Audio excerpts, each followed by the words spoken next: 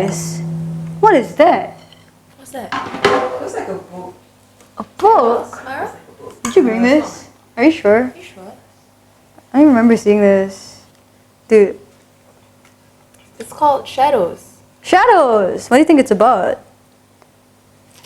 Shadows, maybe? Maybe you should read it. Okay, yeah, sure, let's do that. Find out. But like, who's this though? Oh, it's written by Maya Zaharudin and Maya. illustrated by Shufitri Mohd Shukardi. We know them, right? We know that. Right? We know them. We're friends, dude. We know them somewhere.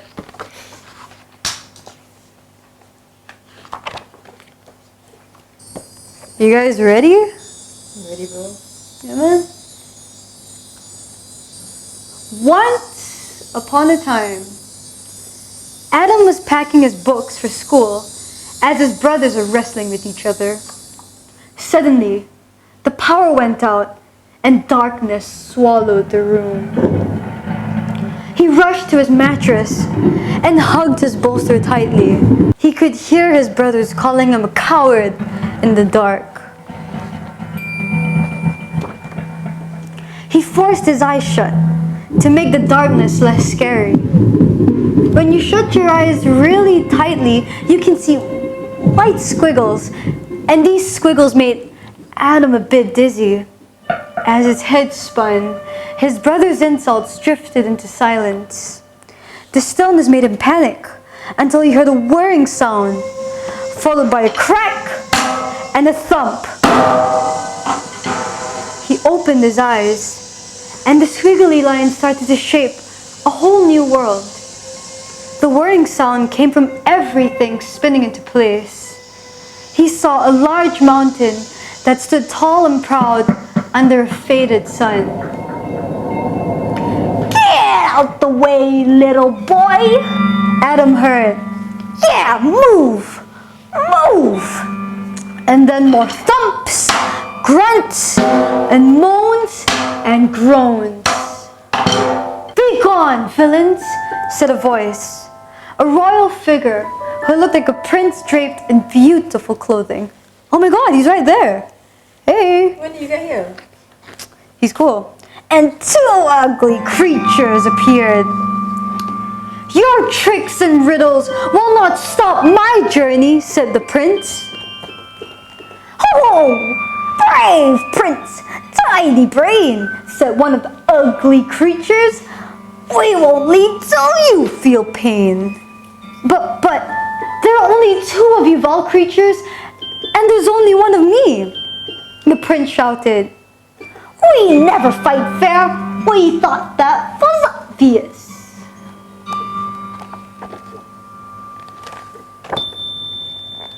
"You cannot tell us what to do. Yeah, prince. Are you afraid of a little riddle or two?" "If you don't like riddles, that's fine with us. We'll squeeze you flat. Oh, that's a plus." They chuckled loudly, and the ground shook. This made the prince fall. "Hey! That's not very nice," Adam almost yelled at the monsters, but he quickly held his tongue. He recalled how terrified he was when the lights went off, and he had a quick thought that maybe being a coward is better than getting into trouble. But he knew better. Adam was a brave boy. He would never give in to his fears. What? What was that? I said Adam was a brave boy. I know, but where are you? I hear you, but I can't see you. "It's me, To Dalang." You know, the narrator. "Now it's not the time to be asking questions because Prince Vijaya needs you. So listen to me. Adam was a brave boy.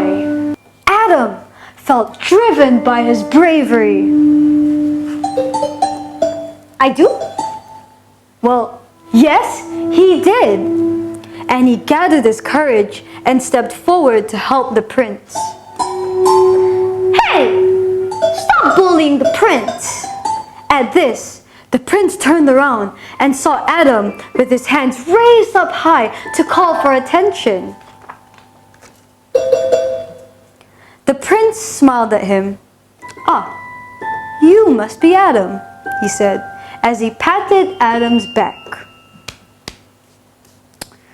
The prince seemed to know him, and Adam was curious as to how. How? But he didn't have time for questions. "Who are you? What do you want?" bellowed one of the monsters. Well, I'm Adam. And may I ask who you are to be terrorizing the prince?" Adam grew braver as he spoke. The monsters looked at each other, stood side by side and grinned. "I am Ditya Kalantaka, is what I'm named, and I eat children without shame. I am Ditya Kalanjaya, I'm called. I am the scariest one of all." And together they said, "The monstrous Dityas! That's who we are, and no one passes us without a war." So why are you picking on the prince? Why? Because the prince has a mission, and successful missions we don't condone, answered Ditya Kalanjaya. With that, the two Dityas started to stomp and grunt and taunt both Prince Vijaya and Adam. However, Adam knew that besides strength, he could also show bravery through wit. Adam's face lit up because he knew he could do this. "Wait, I have an idea. You like riddles, right?" "We like to ask, not answer," said Kalanjaya. "Oh, so you are two silly monsters," bleh, Adam retorted, and the Ditya snarled. "Until you prove otherwise, I can't say you're not." The Dityas groaned and grunted and sighed and murmured even more. Finally, Kalantaka said, "Fine! If we succeed, you make a great dessert." But the prince turned and said, "Aye, but if you fail, know that you must help us climb Mount Bringen, wade through the river, and hike through the forest on my quest for something sweeter than victory." So, Adam asked the riddle. "You must keep this thing, or its loss will affect your brothers. If yours is lost, it will soon be lost by others." The two Dityas were speechless. They liked to ask questions, not answer them. It was too late for the Dityas to realize that the little boy had trapped them with their own trick. They had never even heard of the riddle.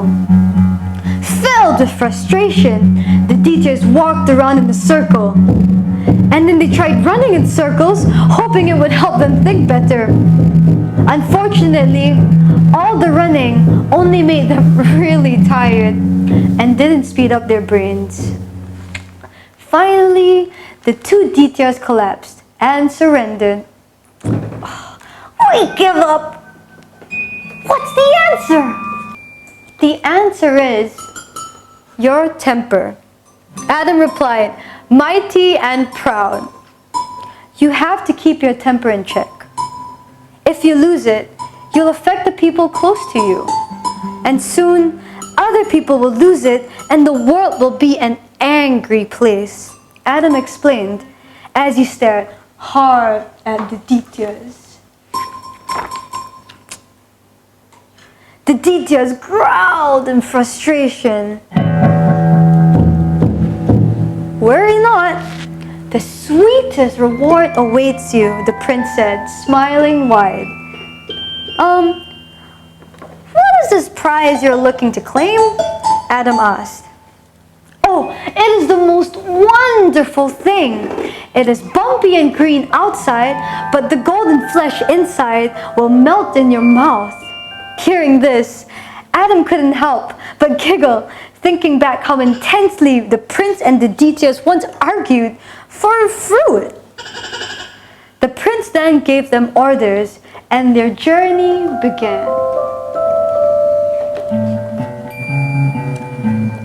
The details helped Adam and the prince cross deep rivers by letting them sit on their shoulders. They protected Adam and the prince from sharp rocks with their big and thick arms.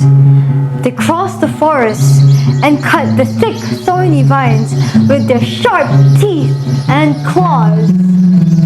They waded through muddy terrain on their huge clawed feet. Together, they climbed the tall, steep mountain and reached the peak. With their eyes on the prize and the powerful boy near them, the details were in fact, pretty helpful, right? Soon, they could see the jackfruit tree on top of Mount Buringen. There it is! The prince pointed to a large brown-black tree. Adam had to squint his eyes because it began to get brighter. Amongst the dark leaves, they could see a brightly shining greenish-yellow fruit. It was almost glowing. The fruit was very high up the tree, and the details started arguing about who should make the dangerous climb. Their voices were so loud and thunderous that the jackfruit fell with a soft thud, landing on the grass. The details immediately dove in for the well-deserved treat. Both Adam and the prince shook their heads in amusement as they too joined the details for the delectable feast. Hey, we did it, Adam said softly. No, you did it. The prince corrected. Feeling proud of himself, Adam suddenly remembered his brothers. They too liked jackfruit. He remembered getting all excited, arguing with them over who got the last piece. He suddenly felt pangs of sadness that they were not with him on this journey. So, Adam decided to bring home some jackfruit for them. What? And before Adam could ask any more questions, the world spun around again, sending Adam into a whirlpool of very bright lights this time. When Adam's eyes finally adjusted to the brightness, he saw that the power had come back on in his room. And nothing had changed, except for the sweet, fragrant fruit he cradled in his arms. The end.